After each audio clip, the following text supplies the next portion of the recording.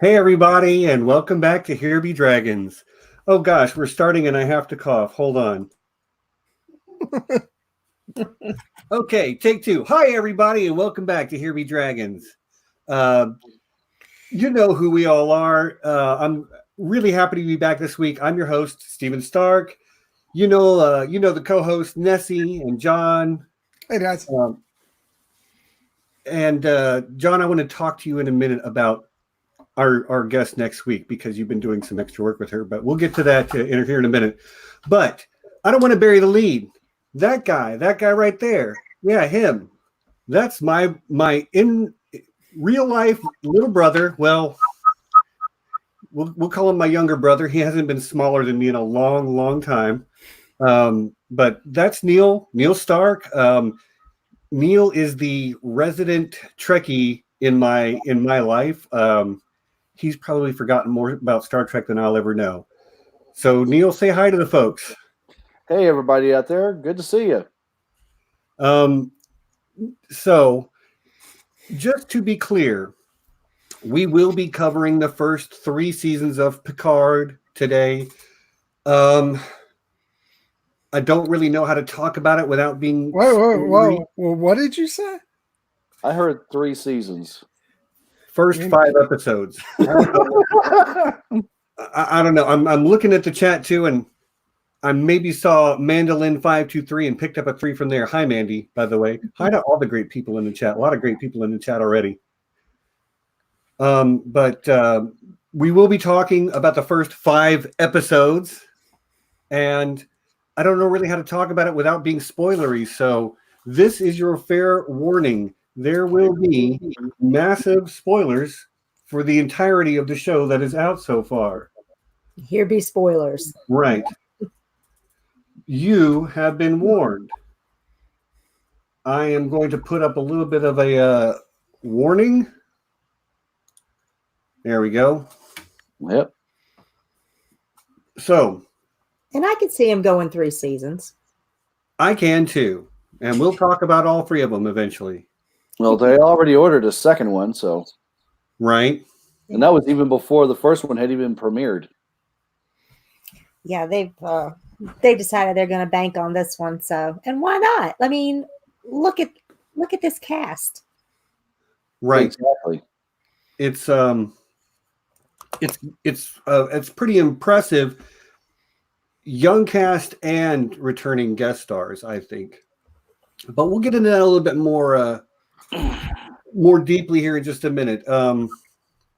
So for those of you that follow us on Twitter and stuff, I would have included something for Neal, but Neal doesn't really social media. Not really. So there is that. But please be kind and welcoming my brother, and he's going to make sure that we get all of our I's crossed and T's dotted, if you take my meaning. So let's start out. I'm just going to share an initial thought. I really, really like this show, and it evokes a lot of the same emotions in me that the movie Logan did.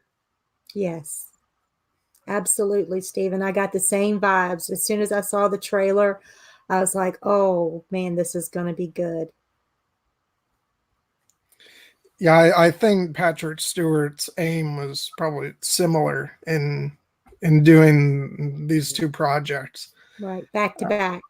Yeah, it's interesting that you guys bring up that similarity because it's, he's approaching this role from the perspective of being older and being able to look back sort of at his legacy and it's got almost it does have a more grown-up feel. I'm not saying that Next Generation isn't grown up, because obviously it is, but a more mature sort of looking back and taking stock of, yes, of what that's meant.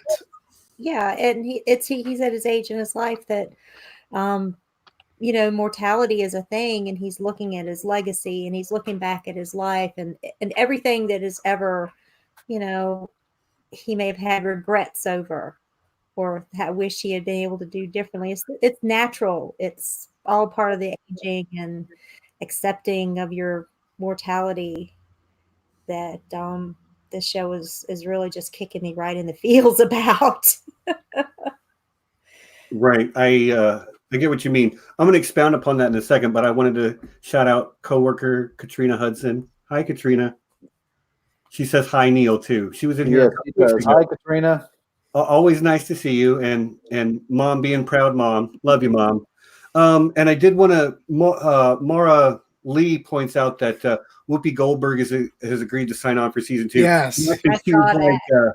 Which, by the way, if any of you haven't seen that video, where Patrick Stewart invites her to where be part of the show, invites her. It's amazing. You gotta watch fantastic. I don't really watch The View, but like that clip is fantastic. Loved it. I was fortunate enough to be at work when it was on, and it was on in the break room, and I literally went squee. Yeah. Well, but to me, it evoked the same feelings of Logan in that he's a man at the end of his life. He is dealing with his failing health. He is also reflecting upon the big regrets and the big failings of his life and having to face those. And Logan is very fatalistic. Picard less so, but you still have that. We find out in episode 2 that he has a terminal illness. Yes. Yes. So, and not just any type of terminal illness. It's the type that is going to take away his mind, his intellect, that which makes him himself, his consciousness, right. What makes him human in his mind. And it's just a hard pill to swallow. There's nothing worse than losing yourself. Right.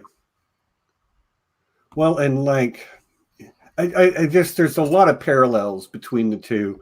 And for the record, for those of you that don't know, I loved Logan. I did too. I cried. The movie was, but as a man who is, beyond my prime, shall we say, it's very, and who can look back on his own life and see. That's rubbish, Steven. I have regrets, and dude, I am at least a decade older than you. Don't mess with me. I mean, real story here, guys. I turned 50 last year, and I spent a year just thinking about these things, and I'm like, I'm 50. That's half 100. The best part, my youth is gone. I'm middle aged, Right. and just all these things really just hit you. You think about all your past mistakes and where you're gonna go from here, and it's a mortality check. I'm just not kidding you guys at all about. So yeah. So Neal. Yes. Where do you weigh in on the feels on him getting old? Is this something you wanted?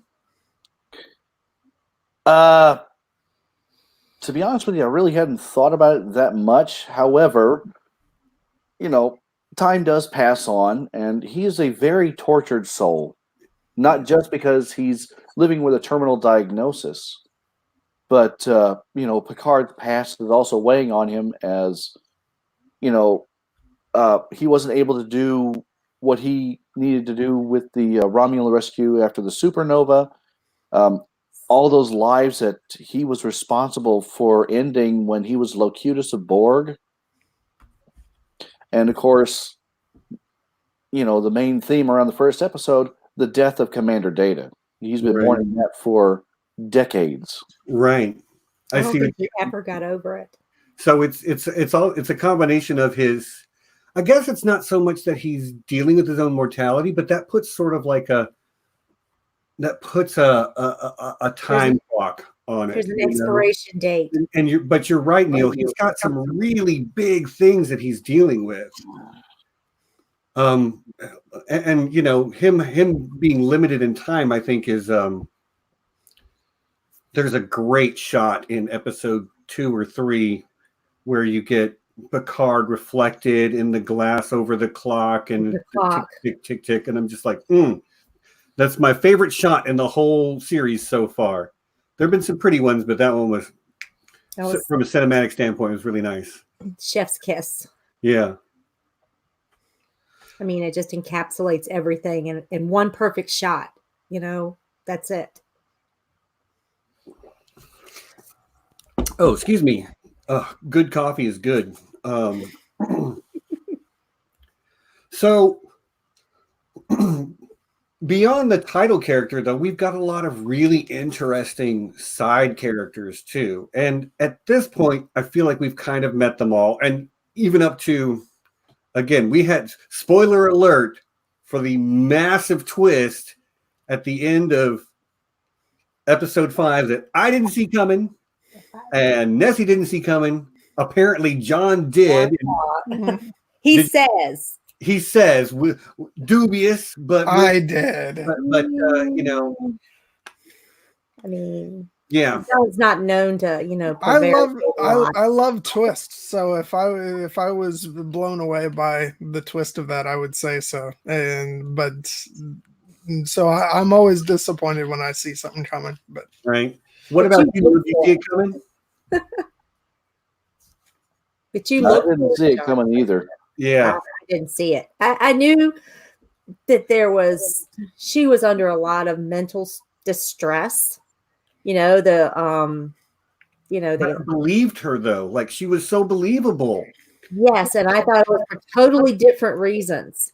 Yeah. You know, so and then the one scene where she's looking at all the old movies, you know, their old hollow of, you know, him making cookies and like she was more, you know, I didn't see that coming at all. I really didn't. Yeah, it was. Well, the thing is, we actually still don't know at what point she decides to take this approach and what her motivations are. And so Right. that's what I'm interested to find out in the coming episodes. Yeah, that'll be front and center. I'm quite sure when Dr. Girardi has to account for her actions. All her actions, not just the All murder her of Bruce actions. Maddox. Yeah. Yes. Because Maddox. I suspect that she was also involved in the construction of Dodge and Soji. Oh, 100%. She certainly was. Up to a certain point, she was up to her eyeballs in it. You know, I don't know if she separated herself off when, you know, he's been on his off-world lab or, you know, she's separated sooner. Well, I mean, and before the big twist, Bruce does talk about her contribution to the project. So yeah, she was definitely involved. Oh yeah, she was up to her eyeballs in it, and somehow she still managed to maintain her position there at Daystrom, you know, her day job. Right. So I see some talk in the chat. There's a few people that haven't seen any of this yet. what are you doing with your Thursdays? I see Bernie and Beth and Leaf are all saying they haven't seen it yet. But you know, hey, you guys know how we're doing it. So always good to have friends hanging out, though. And you three ladies are fantastic. Glad to have you. Yes, love having you guys here. So, but in each of these lesser characters, I think. And this is maybe even a common trope when you're doing a cast with maybe a central character. I think of Malcolm Reynolds. I think of Buffy the Vampire Slayer as doing this, but the characters around him, around Picard, are reflections, funhouse reflections of Picard himself. Maybe the road not traveled. Maybe they each represent a different type of regret in him. That's how I see it. They're each a face of his regret. Right. But in a different way. In a different way. Yes. Rafi definitely most of all because of God. Yes. Just everything that went on in the Yeah. aftermath of the supernova. Yes. I mean, Yeah. she lost her career and everything, you know. Yeah. That's him looking at his regret for his decision to leave and everybody that he just left in the lurch like that. Yeah. One does not address Jean-Luc like JL. That's funny. See, but now, see, I'm going to take issue with that. That's a testament to their close See, relationship. that's how I read it. It was jarring the first time I heard it, but once it became what she called him, you know, it is what it is. Yeah. It's perfectly normal. Yep. I know that when we see Riker and Troy in the future episodes, they're not going to address him as Captain or Admiral. They're going to call him Jean-Luc. Right. Yep. He's not the boss of them anymore. But Precisely. given that she is, I mean, she's not a young woman, but she is much younger than Picard.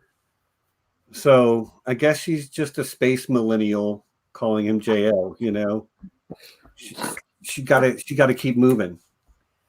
Well, I mean, it's kind of reflecting sort of how our own society has changed in the intervening years. Because the next generation was made in late 80s, early 90s, and you kind of almost see a mirroring of sort of real world. Like that's something that if Picard was, you know, a real person, some new younger friend of his and in current day might call him JL. So Yeah. it's kind of mirroring our own society and how it's shifted in those years. I don't know. I was fine with it. Yeah, I was fine with it. And it perfectly reflects her, you know, and the type of relationship that they have. They have like, you know, it's like really just back and forth, a lot of back and forth with them. And, you know, she's very clipped in the way that she speaks. So, I mean, I think that comes from her, I don't know, military, more of a military type background and just doing things in code, shorthand. JL makes sense, you know, if you're a field operative or whatever. I guess, Stephen, your guys' mom wasn't fond of that choice either. I have to admit that it didn't really strike me as something that would be controversial. I didn't really I think knew twice it would be about the it. moment I heard it, but it didn't bother me really. I did do want to address Lady Leaf Underhill's question. What are we doing on Thursdays? Is that when it's on?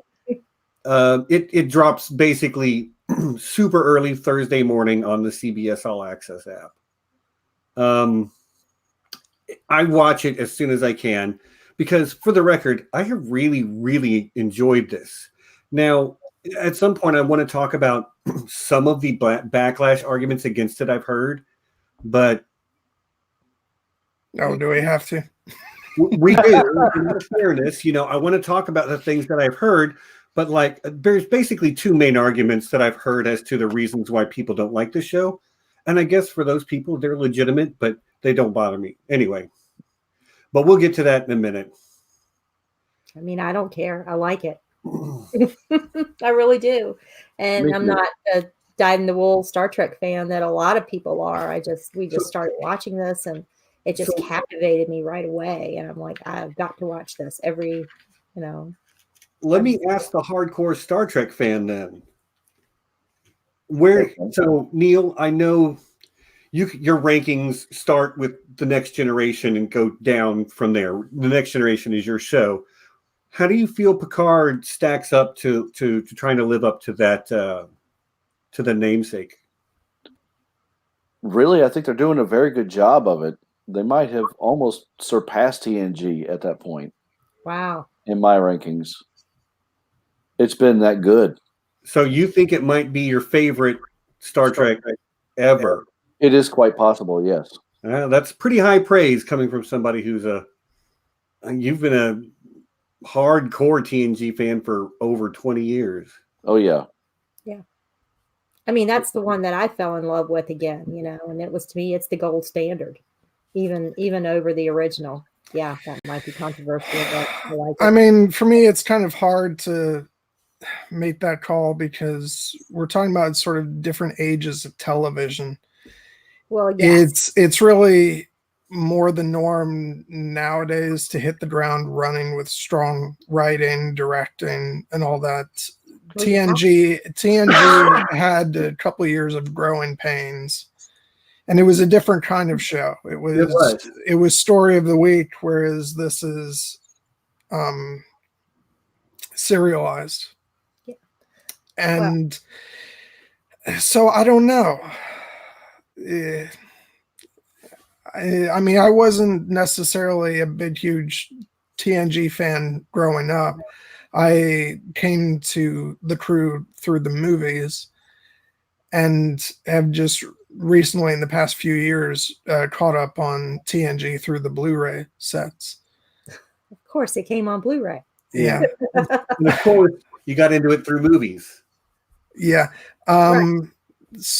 And I've enjoyed the hell out of rediscovering the show that way because I'd caught episodes throughout the years, but getting to see the whole series that way, it has been really nice. And you do kind of see the weak points, obviously, but I still like to view it through the lens of when it came out. And consistently great television was not necessarily the norm back then. So I don't know. I think it's an unfair comparison. And if we're talking favorite Trek shows overall, I think my vote probably goes to DS9, which also had weak points. But Sure. but again, you're looking at different ages of television. Yeah, but you can still say I like this one the best, or you don't not saying it's better, but favorite doesn't mean best. Yeah. But yeah, just okay. Maybe now is a good time to touch on the two arguments I've heard about why some long-time Trek fans don't love the show. Number one, it's a little flippant in the way that it kills people. It does not have the reverence for life that previous Treks had. I don't know. When you look at the original series, they killed off a lot of people. Okay. But how about as an extension of the Next Generation? They didn't kill off as many, but there were still plenty of deaths in the Next Generation as well. Well, wait, what are the deaths that they're complaining about with this show? Decapitated Romulan former senator, and maybe it's the grisly nature of those deaths and the way the camera is lingering on it. So that is one argument that I've heard. Okay. And, for those people that is a bother, that I'm not going to tell you you're wrong, but I am going to tell you that like John and Nessie and I came to know each other through the A Song of Ice and Fire fandom. So chopping people's heads off ain't going to shock us, buddy. Yeah, you say flippant deaths, and I'm like, look at the fandom we belong to. Yeah. And the other one is that the Federation is not the Federation that they remember. Well, that's the point. And that's the plot. That's exactly how I feel about it. Now, for those people that want the Federation to be that squeaky clean civilization that has it all figured out, the way it was portrayed in the 60s and again in the 80s and 90s, Star Trek did what good sci-fi does, and that it examined the issues we face today. Exactly. I was through futurism. But in the Next Generation, and especially the original series, you have this like the Federation has it all figured out, and it's the races that they encounter in their travels who have problems, and the Federation brings this enlightenment to them, which is great if you are, overly narcissistic about the society that you happen to live in. We've got it all figured out, and we're trying to spread our enlightened ways to the rest of the world. Well, that's not what this story is about. And it's about the fact that maybe never was that. Well, I mean, and what could be more relevant to today?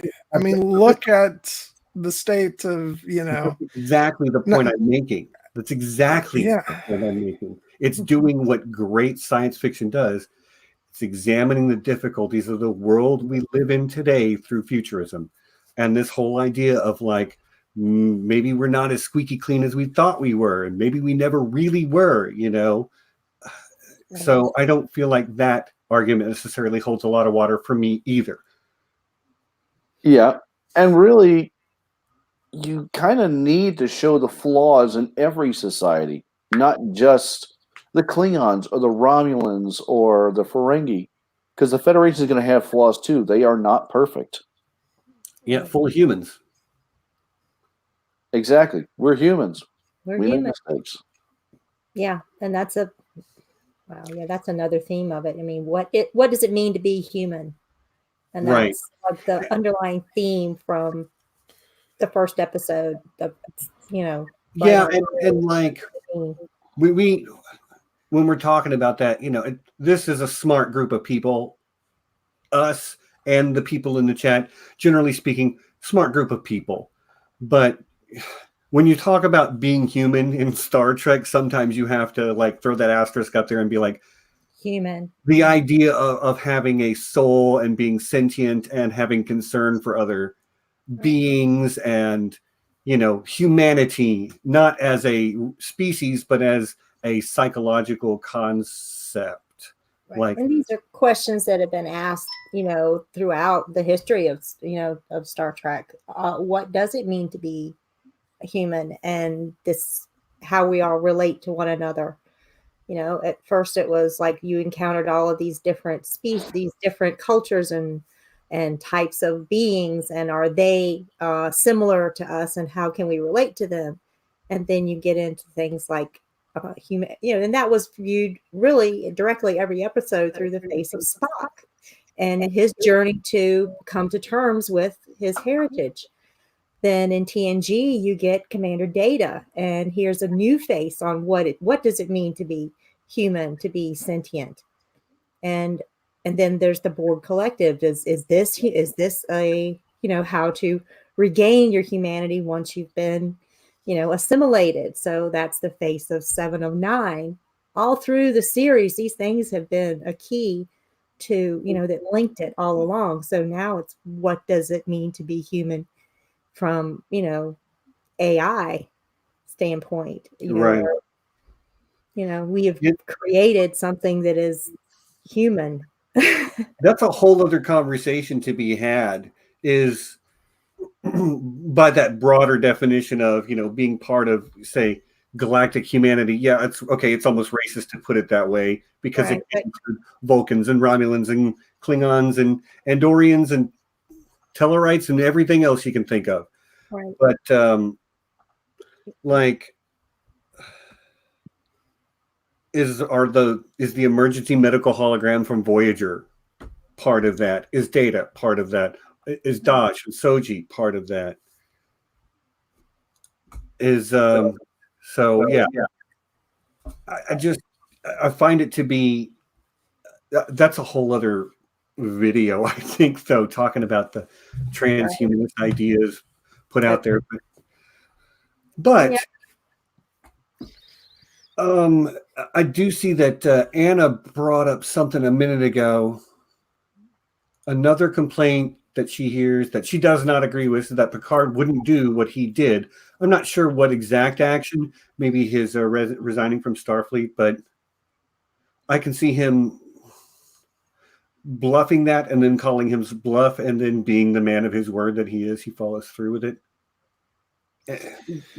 And as someone who likes to think of themselves as a principled person, myself, I have failed to live up to my own standards sometimes.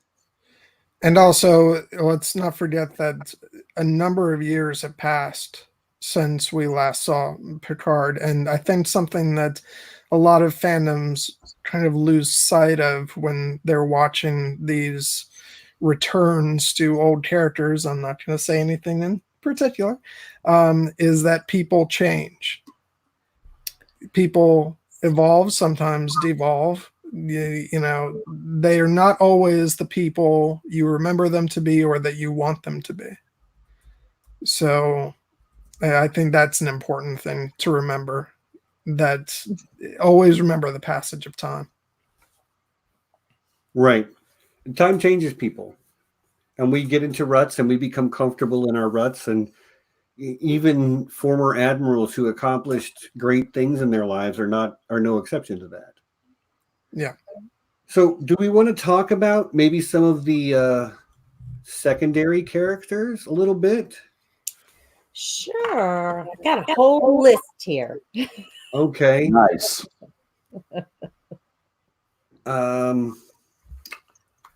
John, you got a favorite that's from the first 5 episodes? Somebody who you got your eye on? Well, let me give 2 answers. One is a cheat because I never saw Star Trek Voyager.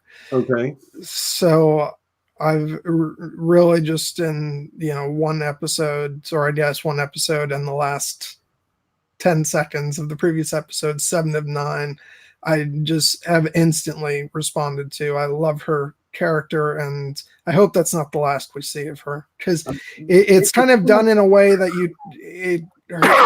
her story could almost be a one-off just to bring in a legacy character, but I hope that's not the case. I hope not too. And it's a testament, and it is a testament to the writing, I think, because it would be very easy for her character not to register with people who weren't familiar with her before. But like I said, I was instantly connected with her, and I was right there emotionally. So I think they did a great job there. And then as far as actual new characters, probably hold on, let me make sure I get these names right. Captain Rios. Yeah. Oh, yeah. Because many holograms. yeah, I love the actor. His name is Santiago Cabrera, and he's been in a lot of stuff over the years. Maybe not things that people would instantly remember, but I think he was in Heroes, and he was also in the BBC series Merlin. So it's really nice to see him in something like this, and he's definitely my favorite of the new characters. He's just a lot of fun, and like you said, with his multiple holograms. Well, he's like an angsty version of Alex from The Expanse. He's in the cockpit, and instead of just talking to the ship, he has the ship that just talks to him. And talks to him. That talks to him, and it's I love it. I love that contrasting the two. And yes, I love Rios. He is the bomb. Hey, Neal. Yes. Next time you're going to cough, can you try to hit the mute button first? I know you've never streamed before. I can't blame you for not knowing, but yeah. If you're going to cough, try to hit there should be a mute button on the screen somewhere. So. Yeah, I got it. Okay. Thank you, sir. Sorry. But yeah, I agree. Rios is fantastic. I love all the various holograms, his various interactions. They all have a different accent as well, which as an actor, how fun must that be for him? But he and Picard have both left Starfleet because of something terrible that happened, and they couldn't reconcile their emotions from the fallout of that with what Starfleet was. And so he is, again, he's a dark reflection of Picard. He is the Picard that might have been had Picard leaned slightly in that direction. I think it's safe to say that they were both very disillusioned with what Starfleet had become. Yeah. In the 2390s. Very much so. Yes. Okay, Neal, you brought up Raffi. Yes, I did. What makes you love Raffi? She is so complex Because after she left Starfleet, Jean-Luc really just kind of he fell out of touch with her, and she was very haunted by what happened to her. Right. And she's starting to come back around. And, in the 5th episode, she's able to be on Free Cloud and meet with her son. Yeah, but even However, that meeting doesn't go. Even that meeting doesn't really go very well, though. No, it doesn't. No. But it seems to me like there's going to be more of that character. Hopefully, she'll be able to reconcile at some point. Mm. Yeah. So it's not just Picard who's looking at his failures in the past and his, regrets. There's Rafi, who's got her past staring right in her face, with her grandchild that she will, at this point, never know because of the again, relationship at this point. She is, again, a reflection of Picard, who has a very similar relationship, not only to Rafi, that Rafi does to her own son, but also to Elnor, that Rafi does to her own son. So, she's a parallel for Picard. And I love that all these, like, Picard is, we know him. If you watch the TNG, you've seen him. If you've watched the movies, you know who this man is. His character is very well defined. He's obviously not the same. He's 15 years on. He's changed. But I really enjoy how they've drawn out all these different parallels, and then they're giving them time to develop into their own stories, which services not only those individual characters, but Picard, the character of Picard, as well, as they are reflections of him. And I think that's smart storytelling. And I like how they kind of lay the foundation for his relationship with who's his bodyguard? Elnor.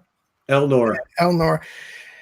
And because you see in the second episode, I think it's the second episode, maybe it's the first one, where he goes to his archive and you see the Captain Picard Day sign, which at the time of that episode in TNG, that's like the last thing he would have kept, because he was not comfortable around children. He didn't much care for them, but it shows his evolution, and that the Picard we find now and in the intervening years has come to cherish something like that. And it shows his evolving relationship with children, and specifically with regard to Elnor. And so I like that they layered that in the first episode, kind of building up to that. Yeah, definitely. I guess I haven't given as much thought to how Elnor is necessarily a reflection of Picard, but I'm sure he is. If I was to think about it a little more, I'm sure he is. Partly, I would say, he's a mirror more for like Picard's sense of duty. Okay. And loyalty. And the fact that he's only going to devote himself to a lost cause, that's kind of a Picard. We might call that. I know there's already a thing called the Picard maneuver, but that could be like the Picard maneuver too. Right. How many lost causes has Jean-Luc dedicated himself to? More than one, including the current situation. Yeah.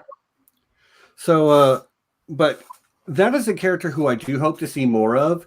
In some ways, he's the replacement for Spock and Data in this show. He is very much the one who doesn't understand people very well, because not because he's suppressing emotion, but because he has no filter on his emotion. Exactly. He's like the anti-Spock.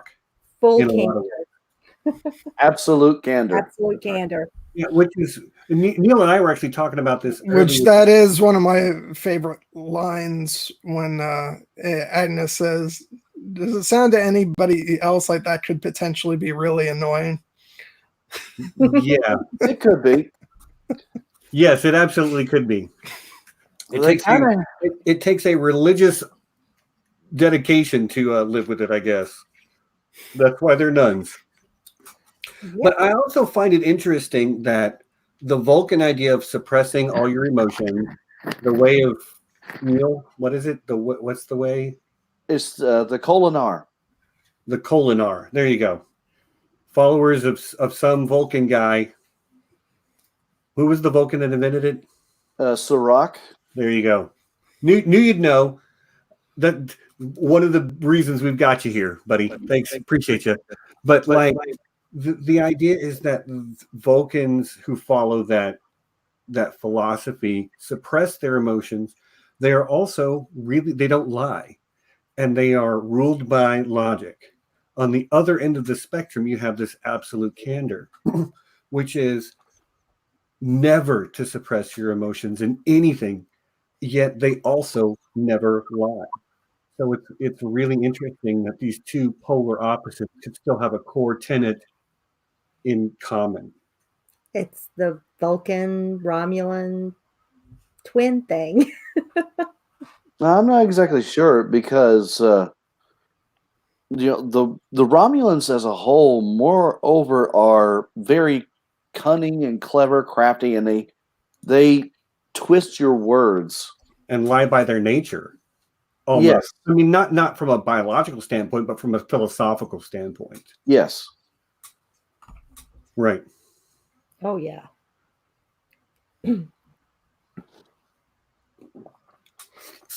Excuse me. Coffee. Good coffee is good. Well, I guess that just leaves one minor character we haven't touched on at all yet. Well, that's on the ship anyway. And that is that treacherous turncloak, Dr. Agnes Girardi. Yeah. And I was so on board.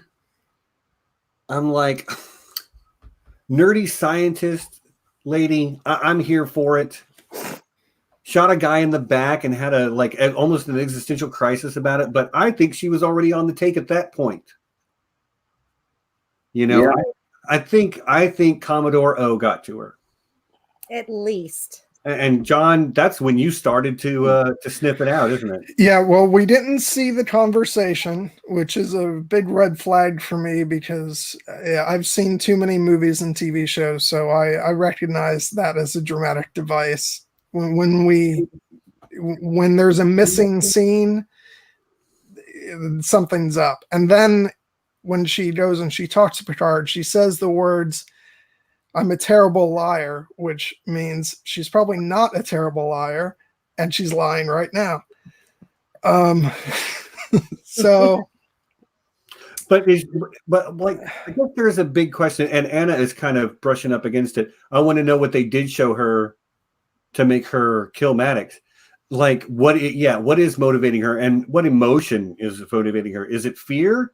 Is it, because it almost has to be, but is it fear of what will happen to her? What will happen to the Federation? What does she think will happen? I think this mid-season cliffhanger, with the killing of Maddox, is going to be maybe even central to what's to come. What did they show her? What is this, right, this destroyer thing that Soji is supposed to be? Are you the one that lives or the one who dies? And man, there's just anyway.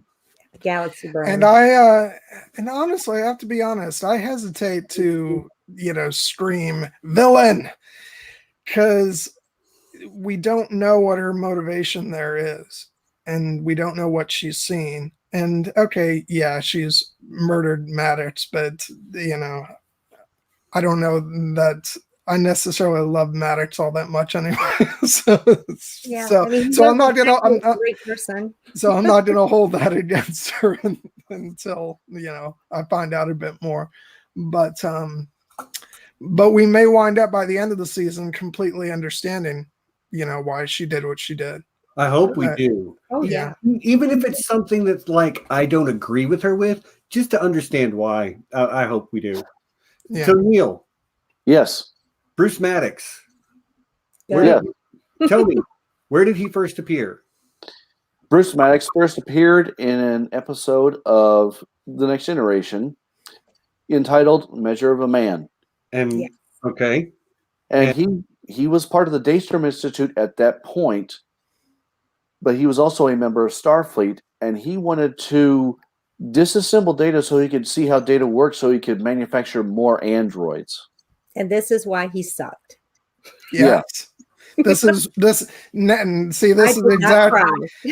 exactly why I'm not that down on Agnes for killing him, because I he rubbed me the wrong way back then. So right. I'm not a huge fan. Well, Data was also like, no, I'm not going to do this. And Starfleet's like, but you're the property of Starfleet. So they had a whole trial based on Data's right to choose to not undergo this procedure that Maddox wanted to put him through. Right. Yes. That was one of those sort of like landmark episodes of Star Trek too. It was, is Data an independent individual? And again, that's a question that we're not in this as a society. We're not there yet, but we can see it getting closer all the time, and it's a worthy conversation to have. Yeah, we could do a whole show just on, this topic. Absolutely. Easy. Mom points out that Elnor makes me think of an elf from Lord of the Rings, an excellent warrior, loyal and true. Yeah, you're not the only one who felt that way. Like the moment the trailer dropped, he was dubbed Space Legolas. So he kind of reminded me of Legolas when I first saw how he decapitated the Romulan Senate. Real talk, if you're going to be compared to someone, Legolas it's not bad. It's not a bad comparison to have thrown at you. Yeah. No. Now he just needs his Gimli. There you go. Yeah, that's what this show is missing. A Thomas Jane or an Amos. That's what it needs. And I mean, I guess Elnor is kind of that. He is the dangerous one, but like, I mean, that rebellious tough guy. That could be Rios when you think about it. I guess you're right. I guess it could be. I mean, he's not the knuckle dusting, or at least we haven't seen him, but he, smoking a cigar with a chunk of metal hanging out of his shoulder, and I suppose he's pretty tough. Rio shot first. Nice. Applause. 100%. Oh yeah. Oh, that was good.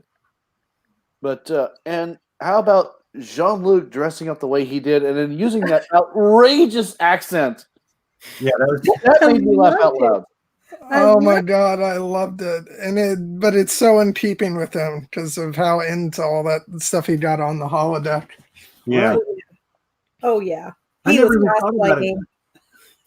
thought about it as an extension of his holodeck days, but you're right. He did like to play like especially spy stuff, didn't he? Yeah. It was actually Private Detective. He was Detective Dixon Hill. There you go. Detective stuff.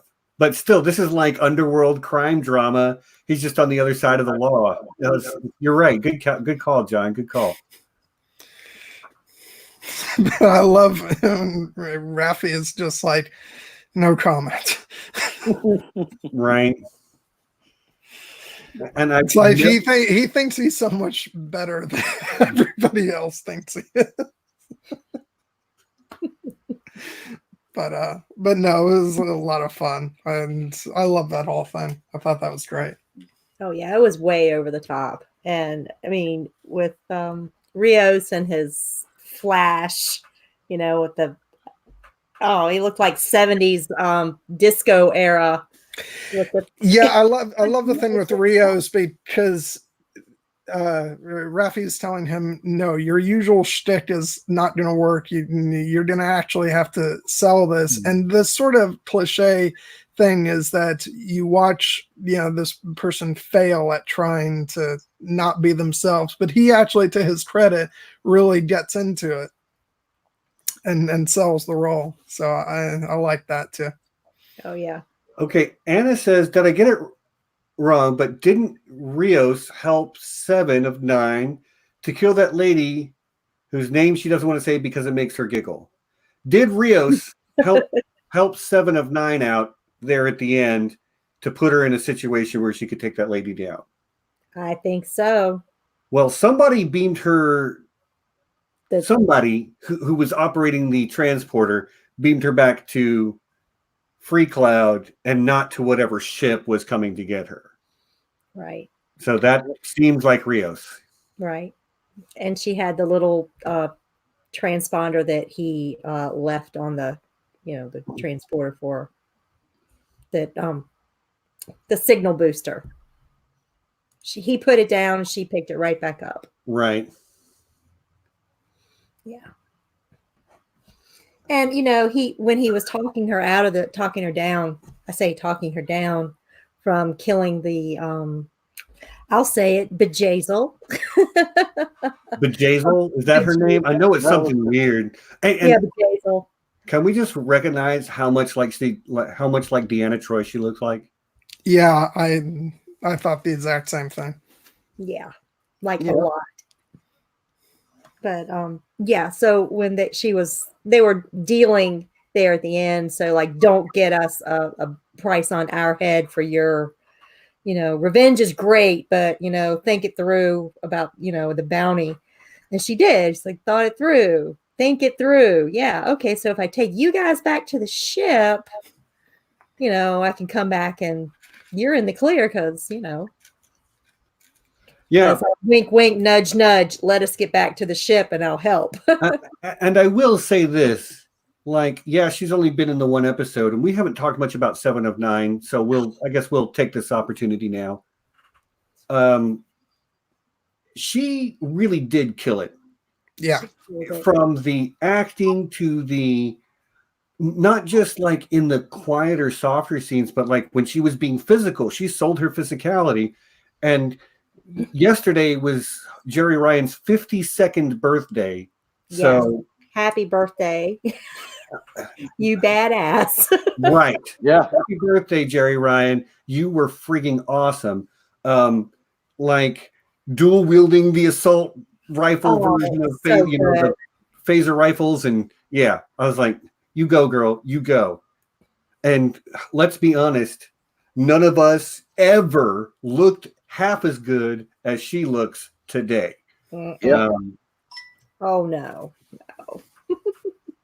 Maybe some folks in the chat did, but none of us did. We're hitting the gym, we're working. Right. Now, what do you mean we? Well, I pass by it every now and then. Right. I walk right past the gym, getting my steps in. Hitting the gym to me is going up and knocking on the door. On the door. Still closed. Right. But yeah, I really appreciated her coming in. And again, the characters they haven't felt shoehorned. They felt like they belonged in their place in the story. I feel like 7 of 9 is coming back this season. Yeah. Just, her sort of cliffhangery ending. She's done a lot of interviews. She's done a lot of the press tour along with Patrick Stewart. So I feel like she's more than just her presence in the marketing makes me feel like she's more than just a one episode character. Right. Well, she's a fan favorite, first off. And if you've got the opportunity to have her in the series and have it make sense, why wouldn't you? If she wants in, and why wouldn't you keep her for 3 seasons? I can see her, I can see lots of future, plot points with her in it. I don't know. Just from the way the episode was structured, it felt to me like it was the perfect sort of guest spot for a fan favorite character. And I don't necessarily feel like she has to come back for the rest of the season in that regard. I feel like, if anything, she might come back for the finale of the season. Well, I mean, I think, But I don't know. I hope I'm wrong, because I want to see more of her. Well, the thing is, I think it makes sense for her to be in it more than almost any other character because of the focus on the Borg. yes, the Borg reclamation that's going on Right. on the artifact right now is right up her alley. You know, Right. what she's been, fighting for, and the whole plot with the whole history that she had with the Cheb, which is why she had to take B'Jaizel out the way she did. That was all that regret that she had over not being able to save the person that she called her son. Right. Not only did she not be able to save him, she had to give him the gift of mercy. So it just makes a lot of sense for her to be part of this, whole Borg plot line going forward, as, the Nameless, as they're called on the artifact. I'm just saying, if she was going to be part of the ongoing season from here on out, it seems like they would have kept the characters together moving forward, as opposed to giving her an out to go her own way. So it feels to me like if she's going to show up again, it's going to be at the end of the season. That's my prediction as well. Well, yeah. I mean, you got 5 episodes, so in one of those 5, I predict she'll be back. Here's the thing. I actually don't expect to see her in the next maybe 3 episodes, but I kind of think she'll be there for the end. I hope she is, because she's a fantastic character. I did watch Voyager, and for those of you that haven't, she is far and away the most interesting character on that show. There are reasons, production, TV reasons, why Voyager is the way it is sometimes. The characters are very static. They don't really grow and change very much. She most definitely is She not. does. She does. Yeah. She was specifically, I think, written in just to provide some type of contrast, with the rest of the crew of the Voyager, that everybody else seemed so static, and there needed to be a conflict point. Well, And, if we're she being was written in for that. if we're being completely honest, she was written to give that show some sex appeal. Well, yeah. Because look at her. Really But, and it really didn't have any before, not that it needs sex appeal, but I mean, she this is not going to turn into a stream where I talk about Voyager's shortcomings. The show was fine, but 7 of 9 was, at least in this man's opinion, far and away the best part of it. yes. Let's just leave it at that. But yes. Yeah. Guys, any thoughts you want to share before we get to the mid-roll? What about the 2 evil Romulans that we have? We haven't talked about them. Let's pair and the evil pair. Let's wait until after the mid-roll, so we don't Okay, rush that's through them. probably a good idea, because there's actually a few Romulans. There's a couple good ones and a couple bad ones, as you say. Yeah. 2 pair, yeah. Yeah. So, okay, that sounds good. Well, it is 1 hour into the stream, y'all. So it's at this point that I finally remember to say, hey, like and subscribe if you haven't already. Thanks to everybody who's here. There's some great folks in the chat. I've said hi to most of you. If I haven't said hi to you, my apologies. I'm a host of the show over here. Forgive me. So a shout out to Ridiculous Ed Tollett, #1 patron in the world. You're the man. It's people like our patrons that keep us rolling.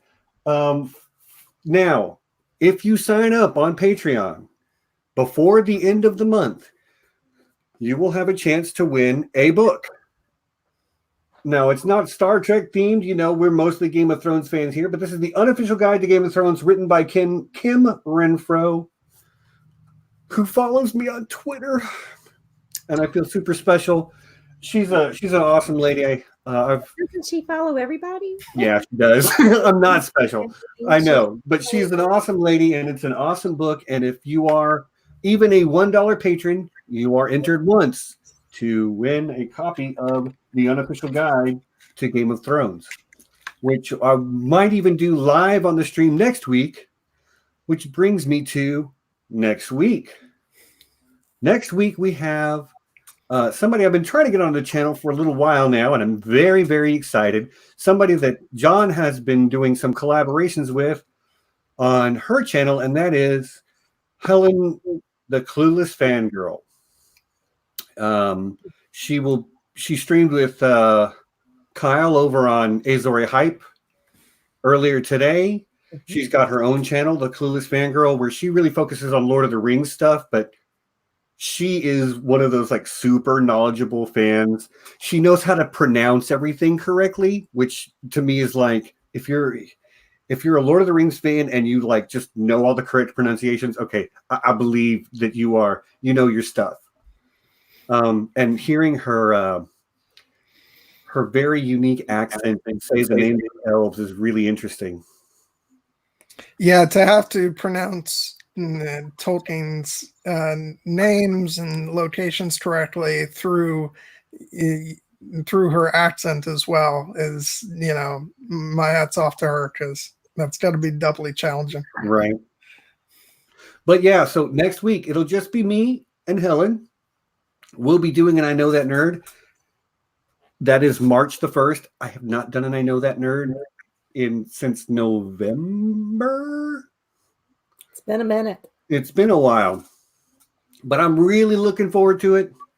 The week after that is Firefly and Serenity. And we have You're Not a Virgin Anymore, but Nessie had never seen it before, about 2 weeks ago? Yeah, about 2 weeks ago, we started talking about this, and I was like, you know what? I've got some slack time. I'm going to do this. We've been talking about it in our, group chat that we have. And I said, why not? Let's do it. And then, so John and I will, reverse positions for this, Right. And at some point we'll do one where I haven't seen it yet and I'll be the newbie. That'll probably be the, Don't say it. Don't say it. I won't. I know what you're talking about. And I will resist until the end of the age. It's an age of resistance. This is the age of resistance. Sorry. John, nice. I do keep circling that show. Anyway, so yeah. I'm working on building up a coalition in the YouTube yeah, chat. I see it so that people can sign a petition and get you to move on this. Well, it hasn't happened yet, but I can't rule it out. Yes, Anna, that's it. Dark Crystal, Age of Resistance. Since you said it, I'll acknowledge it. Since you said it out loud. Anyway, that's what's up and coming on the channel. I can't think of anything else I need to bring up right now. Guys, can you think of any other links to Patreon, links to Twitter down in the description? John's blog concerning fantasy, which you're not writing on much right now, buddy, but we're busy. Yeah, I've had like a dozen different things to watch, which is actually why, aside from being excited to hear Helen talk with you, I'm just glad to have the week off. Right. So I can catch up on some stuff.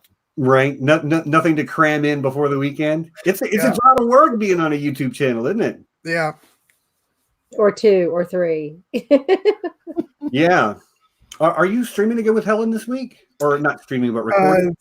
This Wednesday. We're going to be talking about the Children of Huron, which I was listening to the audiobook of, but remember we were talking on the last stream about how I'm not a fan of audiobooks.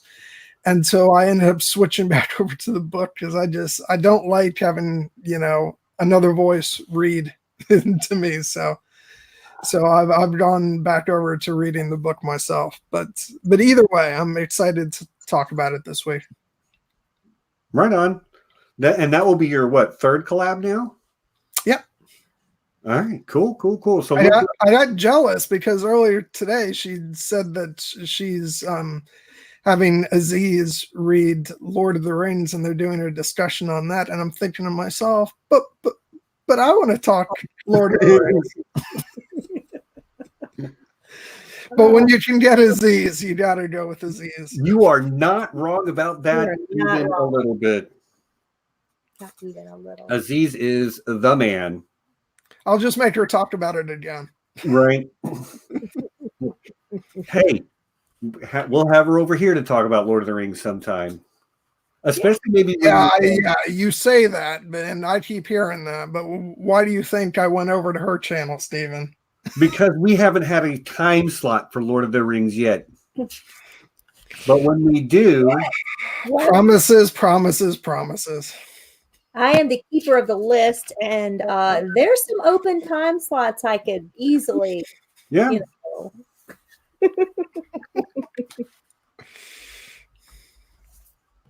know. Moving on. I'm sorry. I'm just saying hi to Padar. Yeah, Padar, good to have you, man. Every week. Good to see you in the chat. Good to see you. Padar, that's my brother. And his other brother. Radar. Anyway, watching us live from across the ocean. At least 2 people were earlier. And I know Anna lives in, I'm going to say it wrong. I want to say Venezuela, but then I'm like, I think that's Vanessa Amesti. I think that's Vanessa Amnesty. Anyway, Anna lives not in the United States and somewhere where the dominant language is Spanish. And we love having her in the chat every week. We love having everybody. Argentina. There you go. So, yeah, but nice to have everybody. So, yeah, that's what's coming up on the channel. Let's get back to Picard. So we kind of left off, and it got brought up about some Romulans that have made their way into being like major characters on the show.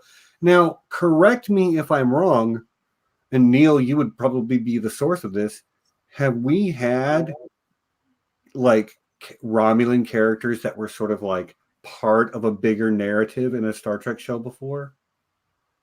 I would probably have to say Sela.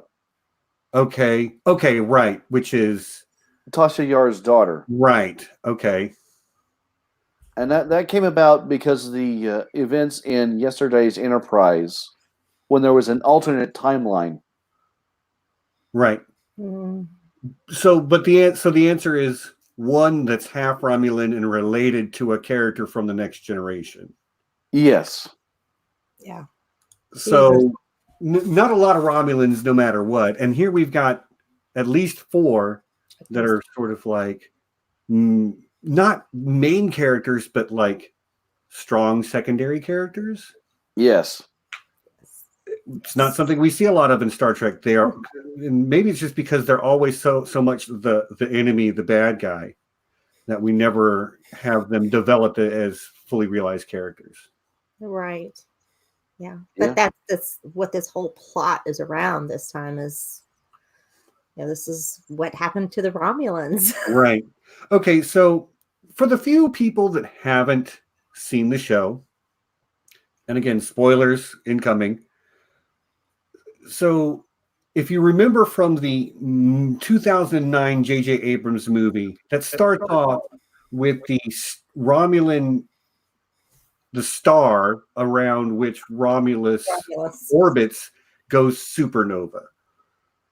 And part of the conceit of part of the idea of the show Picard is that the Starfleet was going to go save them, and they were building a massive fleet, and then that fleet was being built on Mars, but then there were synthetic human robot workers that had an uprising and basically wrecked the entire surface of Mars to the extent that Picard says that Mars is still burning.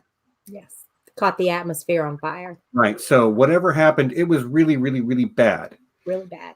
But like so they're building this massive fleet, and then once that fleet gets destroyed, the Starfleet just pulls out, and of course, like that has a huge effect on every Romulan character in the galaxy. But I also now maybe I got this from the show, maybe I got this from watching other people talk about the show, but I think that the Tal Shiar, the Romulan secret police, perpetrated that attack for the purpose because they literally thought that that fleet would be used not to save them, but then to continue to disperse and harass and oppress them throughout the galaxy. Now that they had been dealt a crippling blow, Right. Which in theory, that's not what they were doing. But given the current state of Star Trek and the Federation, maybe I don't think it was. I think it was a humanitarian.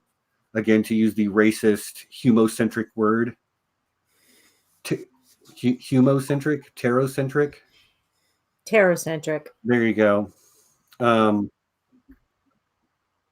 But so there's this whole idea that the Romulans couldn't even believe that the Federation was actually trying to help them because they've been enemies for so long. But the thing is, it's very similar to what happened is it Praxis, Neal, the Klingon moon that blew up? It was a similar thing. It was a disaster on a civilization and on a galactic civilization wide scale, and the Klingons and the Federation worked together to overcome that. And I love that Picard tries to save the Romulans, and in the very movie where the Praxis incident happens, Kirk literally says of the Klingons, "Let them die." And he's proven wrong because that leads to years of peace between the Federation and Klingons. Yeah. And that's a lesson that Picard learned, and he wants to save all these lives, and he does at least make a huge impression on two of them. And I love those two characters. They are good characters. Yes. Well, I instantly loved. Is there something causing an echo in the stream? Have you guys heard this as well? Every once in a while, there's an echo. I just want to make sure it wasn't just me. But one of the characters, I want to make sure I.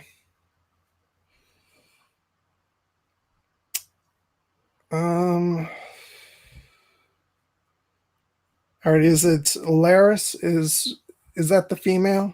Laris is the female, yes. Yeah. She, that actress was in the television show Fringe. She played Peter's mother in Fringe, and so I already had an emotional connection with her going into this. So I just instantly loved her. She's wonderful. Oh yeah, I got that right away because I love Fringe, John. Yeah. Yes, and Zaban is our other Romulan that stays there on Chateau Picard with Jaban, that is his name. Jaban. And I love the back and forth between the two of them because he's kind of on the side of encouraging Picard, and she's like, "No, don't tell him he can do that." Just wanted to shout out Alicia Kingston popped into the chat. Hey, Alicia. She hasn't seen it yet, so she's not staying, but always nice to see you. And I promise, send you that message that I talked about. John and Nessie know what it's about, so yeah, you'll be hearing from us soon. We need a time slot for that thing, y'all. I guess I need to talk to AK-47 over there and find out what time she's available to. Yeah, there's a whole thing we would like to have you on, Alicia, but we'll talk, I promise. Not going to get derailed by that right now. So what do you think about them, Stephen? what do I think about them? I love the fact that they are, well, they're again Romulans, traditional enemies, living in his home, under his roof, under his care, caring for him, helping and being not just servants, because that's not what they are. They're there to provide him emotional support that he doesn't have because he doesn't have his first officer and all of that around him anymore. So I kind of love them. And also just the way they go from talking about plums to pulling out blaster rifles, like without even a blink. Like those are two Romulan ninjas, okay? Yeah, And I'm here. Talshiar, correct? They are on the Talshiar. It's probably some kind of article I can write up about, and because of what we were just speaking about, even though we didn't say what we were speaking about, but comparing the the sort of relationship between Picard and his two butlers, so to speak, Right. and then compare it to Watchmen with Jeremy Irons. Hey. Oh my goodness. Oh, wow, that's a whole weird. That's a whole ship of another, fleet. Yeah, but it was. I did love that sort of like when you first see them, you can't even be sure, are they Romulan or are they Vulcan, because biologically Romulans and Vulcans are the same race. They're two societies that followed wildly divergent philosophical pathways. Right. So, but yeah, just the way they offered emotional support, and you can see that, like, Picard is, in some ways, he is the best of us. During that interview, there's talk of like we were trying to save millions of lives, Romulan lives, no lives, and that's like. Romulan lives matter. That's all I'm going to say. But again, science fiction at its best reflects the world we live in today through the lens of futurism, Yeah. So, yeah, I do love those two characters. And I will say that, I don't know, maybe it's just my years of working in news, but it really...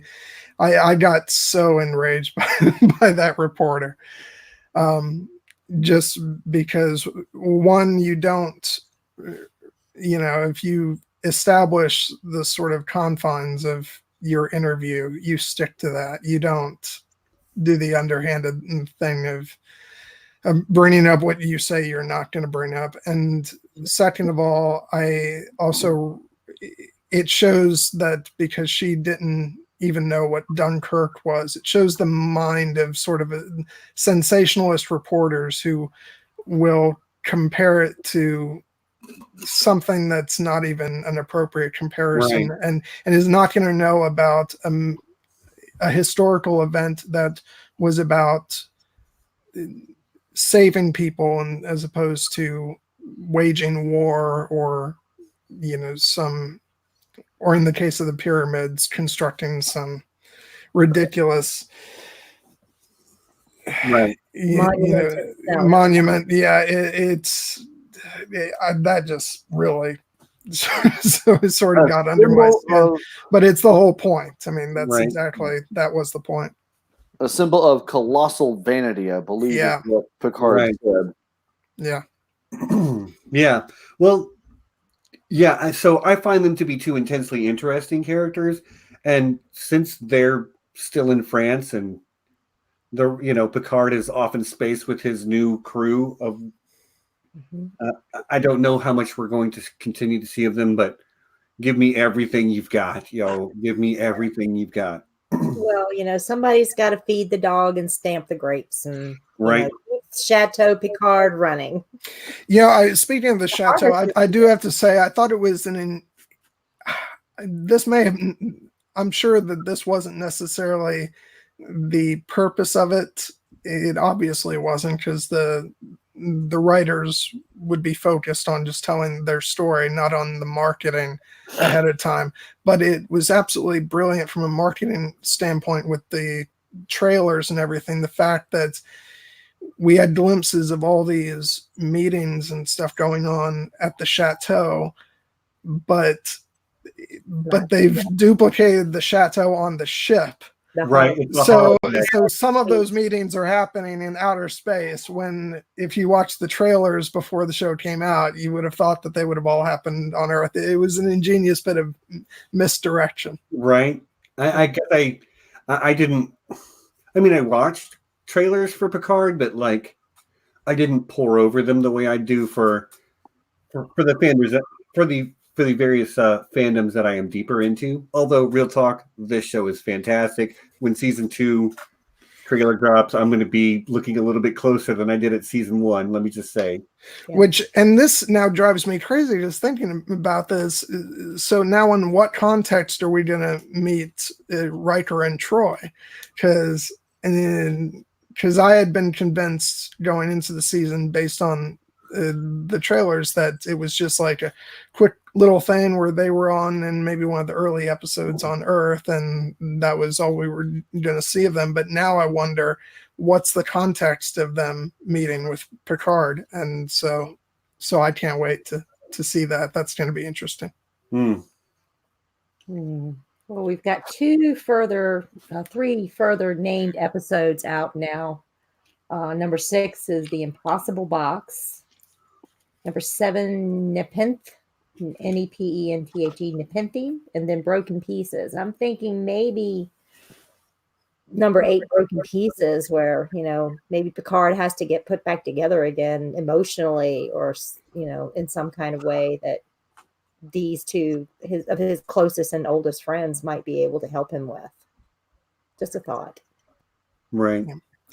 Let's talk about our villains. Our villainous Romulans. I love these guys. So they're space Targaryens, right? Yes. More or less. Or maybe space Lannisters. Anyway, they're space incest siblings, right? It's a very weird dynamic, let's just say. And the dominant of the two, Narissa, is, which I want to see more of her, because she's great.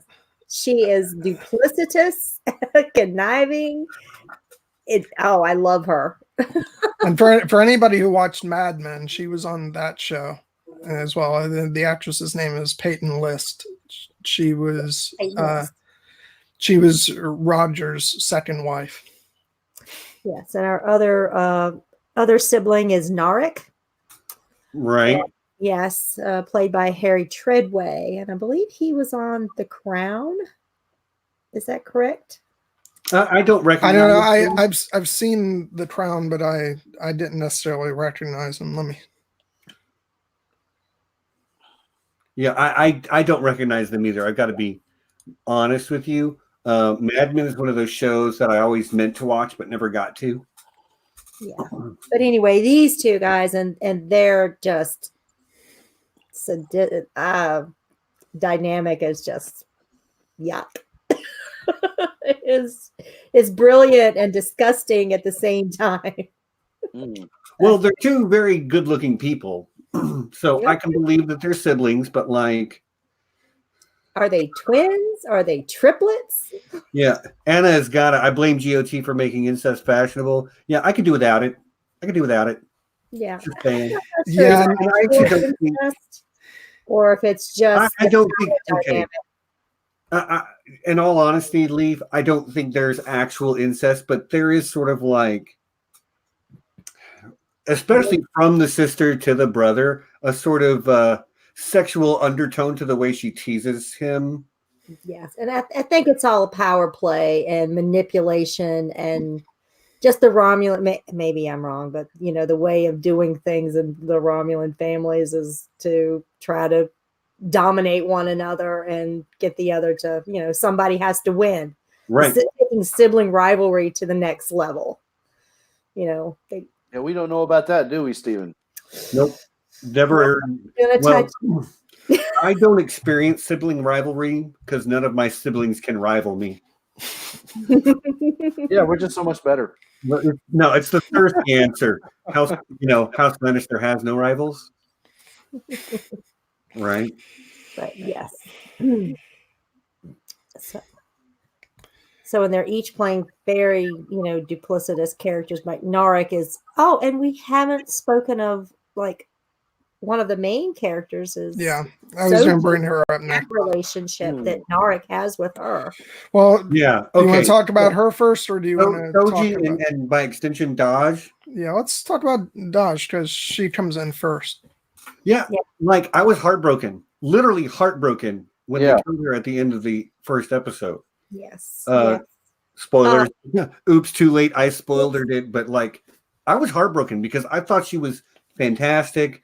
And it was so interesting to see the way she operated once she became triggered, and we haven't seen that out of Soji yet, but I'm going to be honest. I wouldn't say I was heartbroken at the time of seeing the first episode because I wasn't really emotionally engaged with the show for the first episode. I mean, I found it interesting, but I don't know that I was sold on it yet. Having said that, now that I've seen more of the show and her sister is, a regular character, going back, I found it, more emotional watching the second time. But yeah, I don't know that it got me on that first viewing, but she is interesting going back and with the foreknowledge of what's to come. Right. But this is like the second character in this show that plays multiple the second actor, that plays multiple characters in the show, which is great. I love seeing that. But yeah, Issa Briones or Bryans, Briones, Issa. She's, oh my God. First off, she's lovely. Very, I don't know, just a lovely character. She's got an exotic look to her. And I will say this too. There's a thing called Ready Room, which is sort of like a behind the scenes thing. It's hosted by Will Wheaton, who was on The Next Generation and who I continue to love to this very day through the various things he's done, both on TV and on the internet. And he always sits down with an actor or one of the technical people and talks to them at length. But at the end, they always have a sort of sneak peek of a scene from next week. And at the end of this week's episode, they had what I can only assume is a flashback for Soji. Ooh. And the young lady playing her, she looks, she is Asian. Mm-hmm. Yes. And a very pretty little girl. I mean, she's probably 8, but I'm just like, that is a beautiful little girl. Which Soji is a beautiful grown woman. I really like the casting they did there. But you're right, she has a very exotic look. Well, I mean, she made me care about Dodge in one episode. Right. She just emoted that just feeling of being lost and protective at the same time. That's a lot to get in one episode, an entire plot arc for one character. And she did it. She stuck it. So hats off to her. And, I'm just glad that Soji is still there because like when they killed her off, also, we didn't know at that point that she had a twin sister. I got it right in the feels, you know. And I really thought she was so cool. I'm like, what? You killed off. How are you going to do that to me, man? How dare you? Yeah, but then you've got Soji on the Borg cube working with the Romulans to reclaim Borg, and her whole interactions with Hugh. And I wanted to make sure we talked about Hugh. Mm-hmm. So, yes. Which is really cool to see not only that actor and that character again, but to see him put into that space where he is in a position, he's fully realized individual in a position of authority. Yeah, he's in charge. Right. Yeah. Mhm. Yeah, I'm actually really looking forward to seeing what kind of interaction he has with Picard. Yeah, because Ooh. they've met each other, and you've got Picard, you've got Seven, you've got Hugh. There's not really many other characters who have successfully returned from being fully Borg.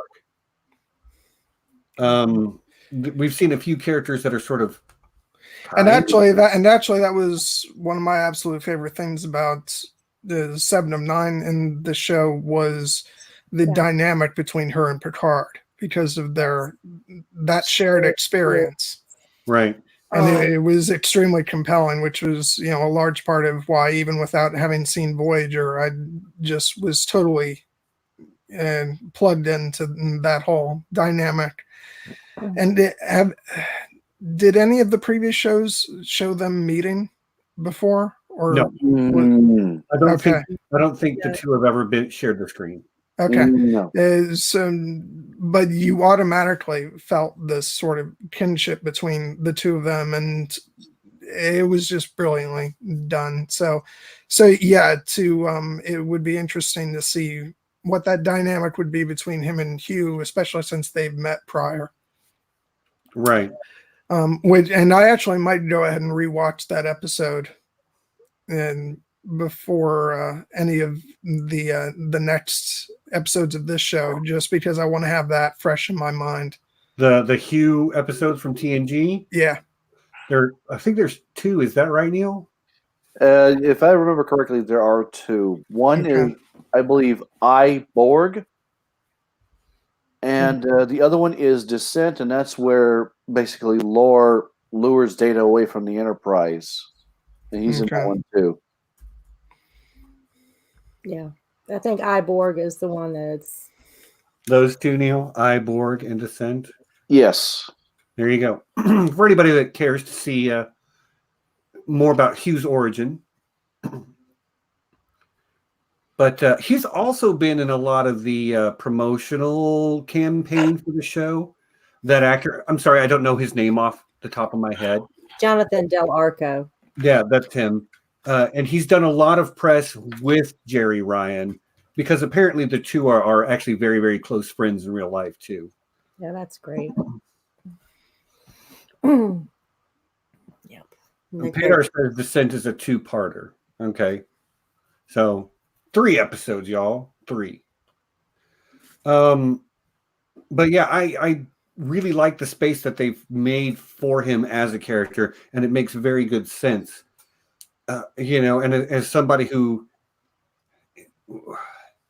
this is the thing that touched his life, so that's the thing that he's devoted his life to helping others deal with. Yeah. Much the same as, I have my anxiety problems, and that's the thing that I try to talk about to, it's a very human, for lack of a better word, thing to do. And I love that he is so caring for them like they're not reclaimed property. They're people and they're patients even, He's caring for them like a doctor would in a lot of ways. Very much so. Yeah. It's like psychiatrist, psychologist, therapist, doctor, counselor. Yeah. Flores actually has a really great character. What is the character that you want to be? And she pointedly didn't ask any of us. She asked a bunch of people in the chat, but I'm going to call an audible and we'll all. Which one do I want to be? 7 of 9, baby. I knew you were going to. I want to be dual wielding assault rifles and looking good while doing it. Mm-hmm. Well. Oh, that's a good question. Maybe Elnor? Just so I could be the badass with the sword? Right? Okay. Elnor, this is not bad. Elnor the elf. Okay. Yeah. Well, I love Soji and Dash. I love that character. That's okay. Who wouldn't want to be Data's daughter? Okay, fair. How Plus, about you? let her get activated and stand out of the way. Except, well, I'd love to see her and Elnor go head to head. That'd be crazy. Oh man. Well, the scene when Daj was active after she'd been activated, and she was saving Picard at the the moment right before right before she died. My God, did you see her? I wouldn't want to go up against her. How about you, John? Where you at? Rios. There you go. Okay. Good choice. Because I would love to be that cocky, because that's so not my nature. He knows what he's all about. He's got command of his own ship, and of course he's got all that hair. And he makes a feathered boa look good. Yeah. I mean, best looking space pimp in the whole Whole verse. I'm telling you. He rocked it, baby. He rocked it. Yes. I think you could pull off like a little hat with a feather. Just put a feather right there in your cap. Yeah, I'll get right on that.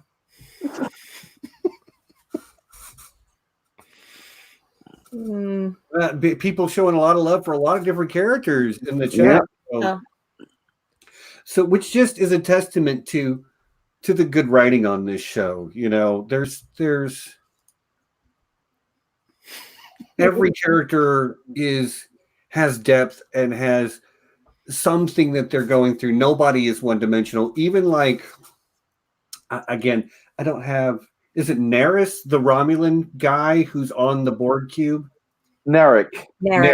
Okay, Narek and Narissa. It makes you think they're twins. Okay. They might be. They might be. They might be. Although for some reason I feel like she called him little brother. Well, But- Cersei called Jamie He little was brother. born first. Right. Which, if they're twins, then they're Space Lannisters confirmed. Space Lannisters confirmed. Yeah. Well, if you were going to have Space Lannisters, they probably would be Romulans. Makes perfect Yeah, sense. you're probably right. The backstabby nature and all that. Anyway. I was going to say they're not blonde, but then again, neither was Jamie for the last few seasons. With Tyrion. The only one who stayed blonde was Cersei.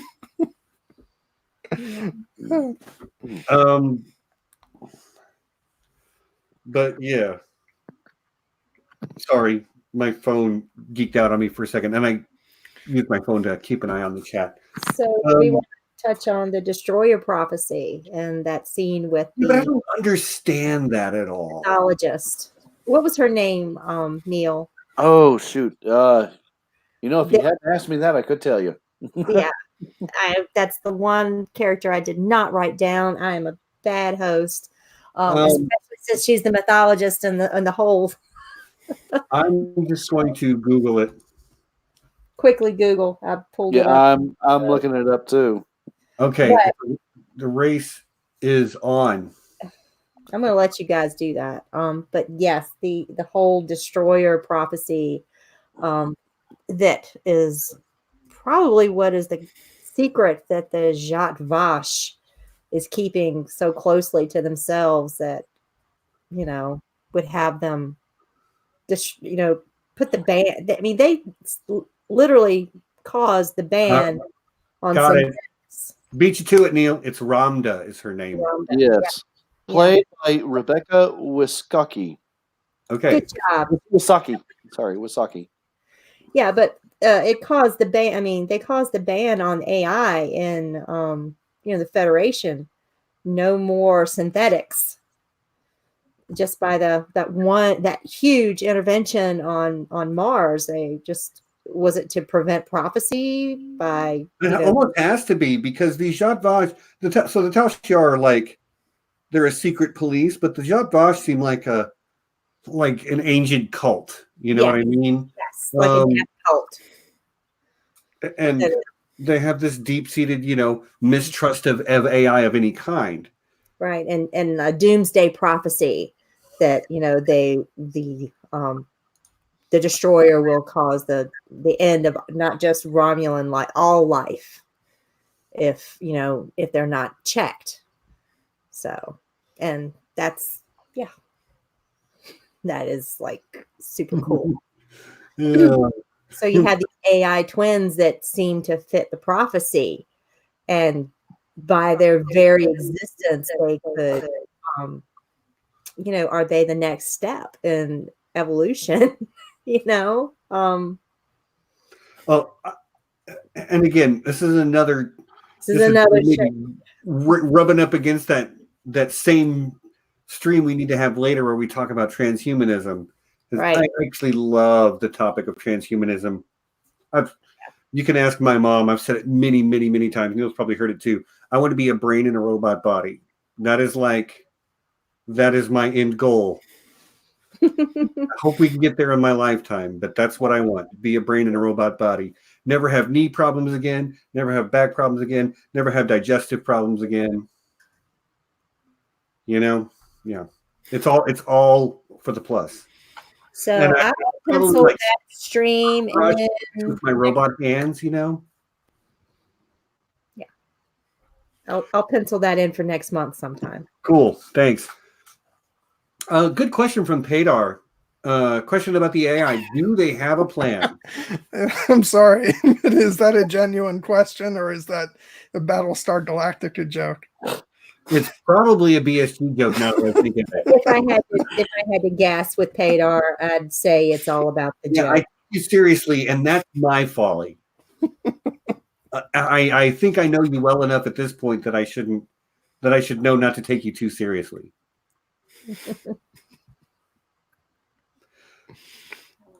Yeah, there you that says it all, buddy. That says it all. Yeah.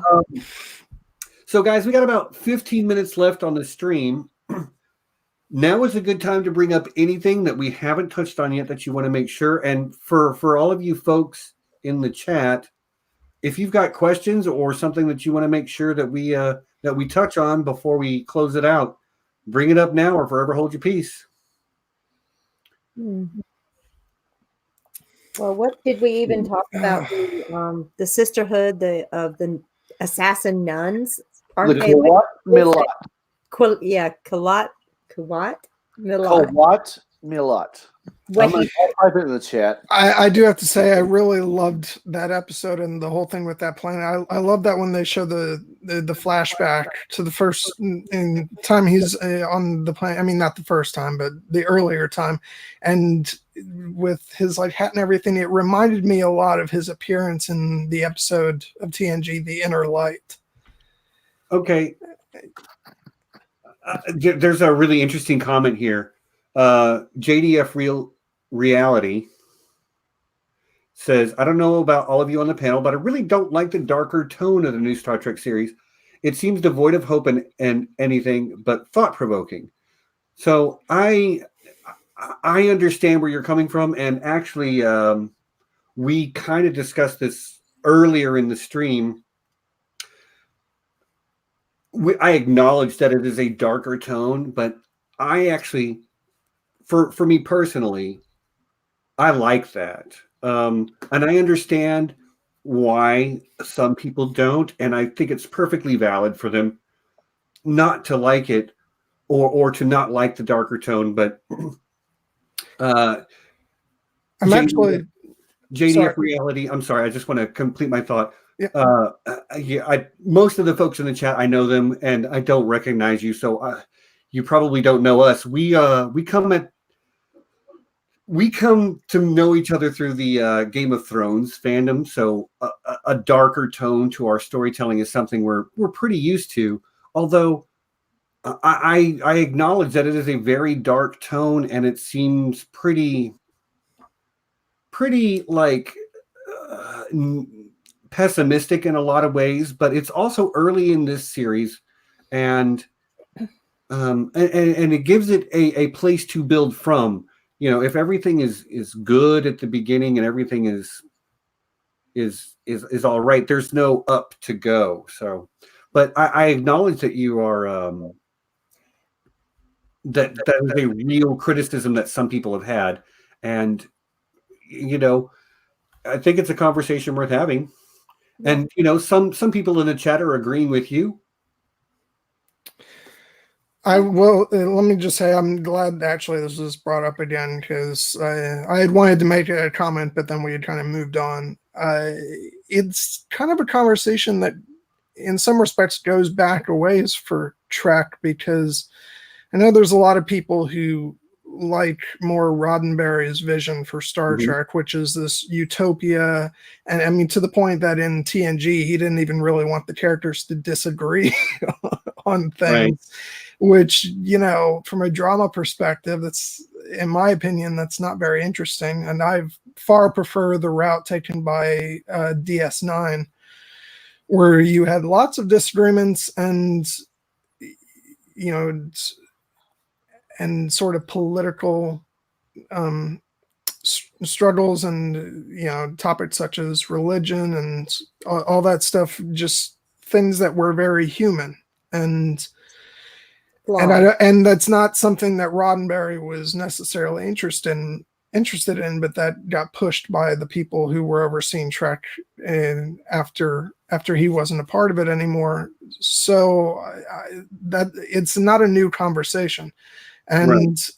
And I like what Picard is tackling because,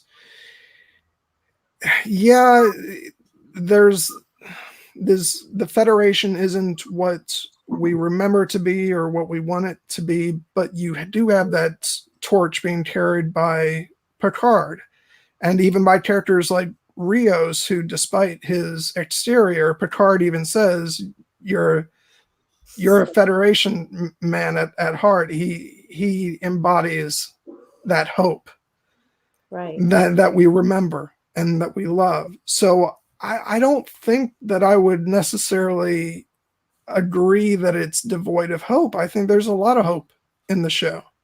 It's just centered in Picard. Yeah.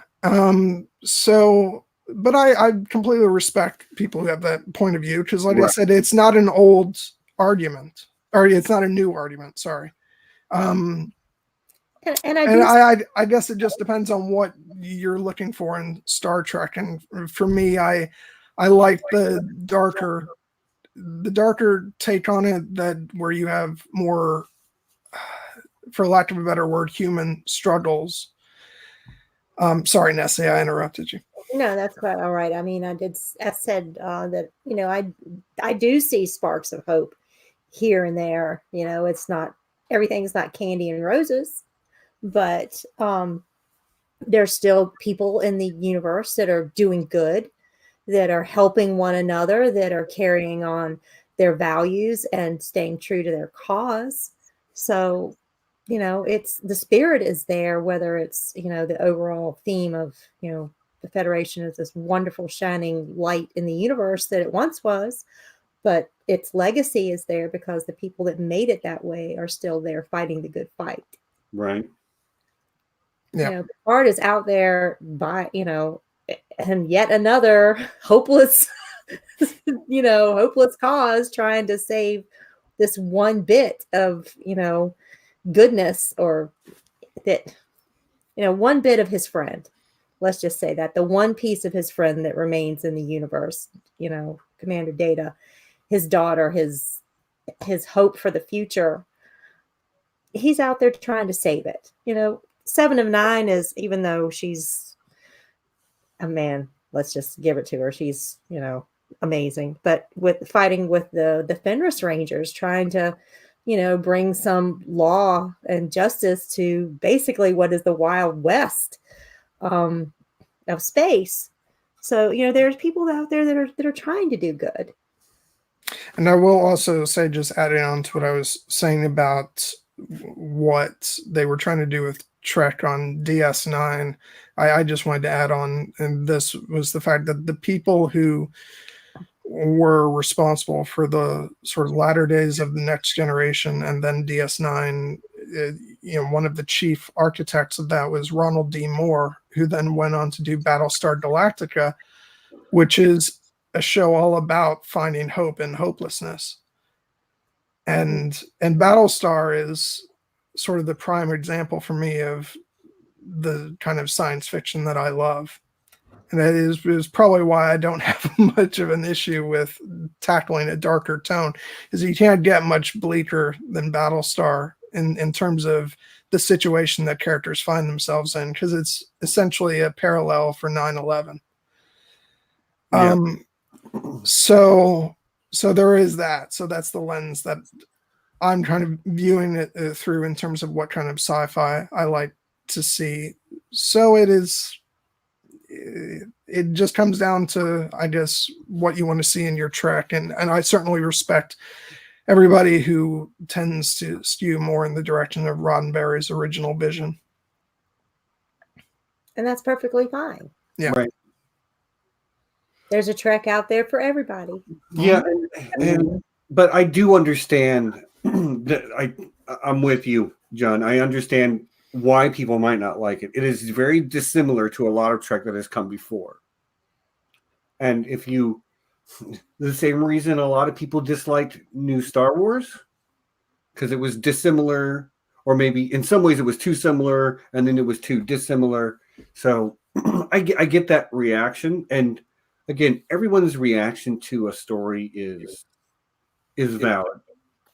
I think we talked last week about art being subjective to the, it belongs to the creator only while they're creating it.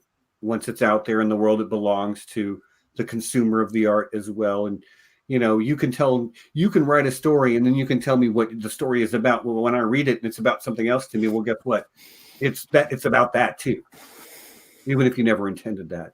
And, for those people that want to see Star Trek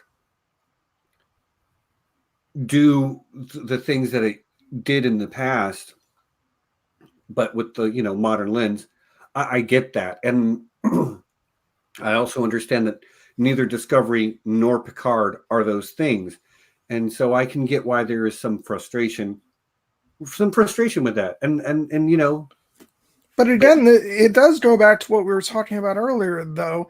It's a different time and we're seeing things differently. Back then, it was all about, when the show originally came out, we had this sort of eternal hope looking into the future.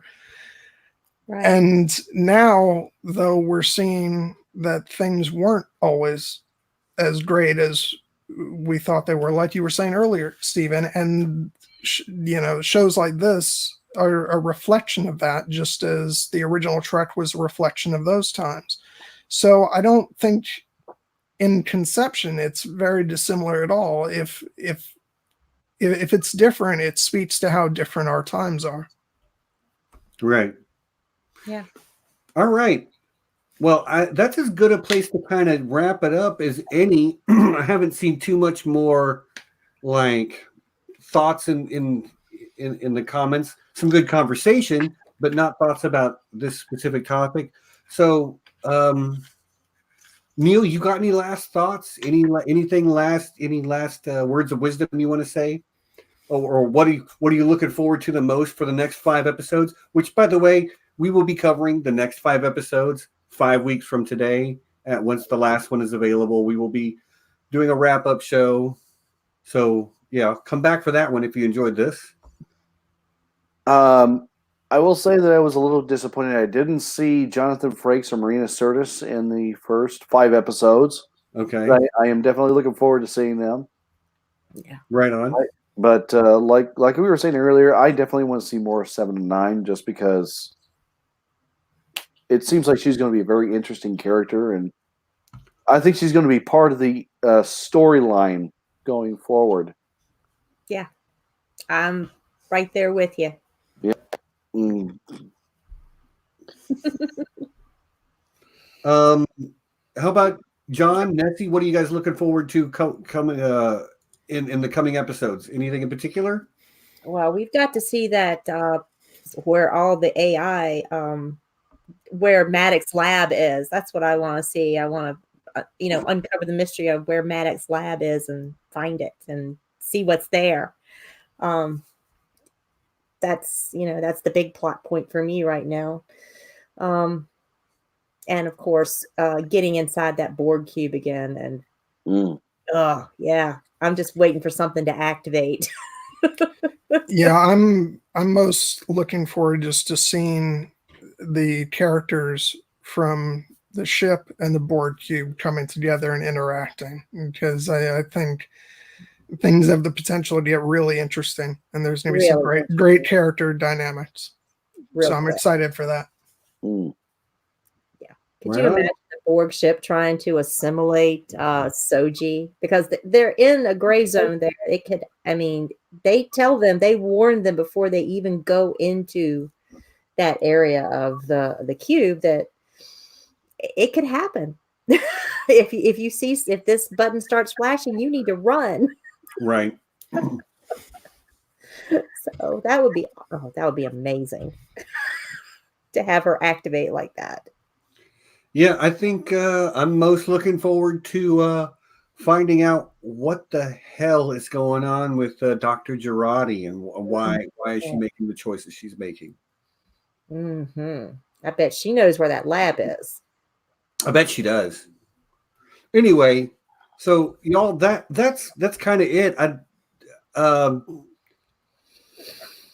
I don't have any other thoughts. I guess that's it. I'm not trying to cut anybody off. If you got something to say, speak now or forever hold your peace. Okay, great. That being said, if you made it this far, you're one of the true rock stars. You know we love you guys. We love seeing you every week. And thank you so much for. I know there's a nice number of people who haven't seen the show yet. And aside from my horror at you all spoiling yourselves before watching the show, I think we're all very honored that you've chosen to join us for our chat anyway. So, yeah, thank you. I for one certainly am. So yeah, please remember, hit the like, subscribe. Most of you are subscribed, I'm assuming, because I recognize most of you, but yeah, do the thing with the thing, bell, thumbs up. And come back next week where it will just be me doing an I Know That Nerd with Helen of the Clueless Fangirl YouTube channel. She's awesome. You're gonna love her. I can't wait to have this sit down. She's gonna get trolled a little bit, but you know how I do. You know how I do. Look forward to that. Firefly and Serenity the week after that. Not sure what we got after that. We'll touch on that later. But guys, thanks for coming. You know I love you. We'll see you next week. And until then, peace and be excellent to each other. And live Bye, long and guys. prosper. There you go. It's been great fun. Thanks for having me on, y'all. All right. Bye, y'all. Bye-bye.